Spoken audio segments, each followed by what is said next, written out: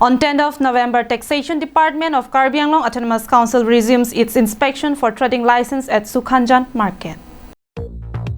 The pre-planned attack against the on-duty officials of Taxation Department had sparked baffles and curiosity across the district and state as a whole. Police Department had been working tirelessly to apprehend all the warmongers connected with this case.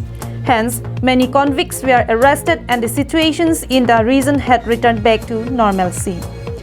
Despite the odds, Taxation Department led by Sona Singh Terang, Deputy Secretary of Taxation Department, Karbi Anglong Autonomous Council did not suspend their duties.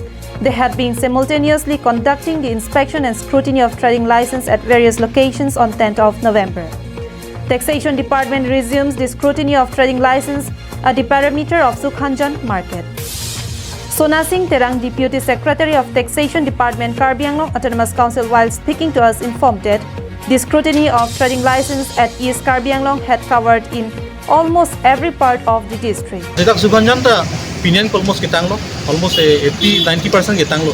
Kasi kitang tangi humni dula, kasi humni ke penapat sini tum kapang ceng bundu ko, latang dat ini tum bukoyan siya ko tum dapit ko.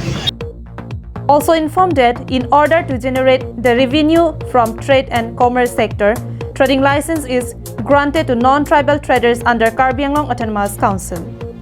Traders without trading license are directed to apply for their license from the office of the Taxation Department of Karbi Anglong Autonomous Council.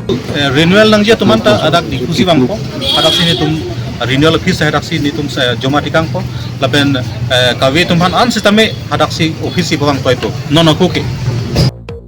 Anand Terang's report from Sukhanjan for Karbi Anglong Live.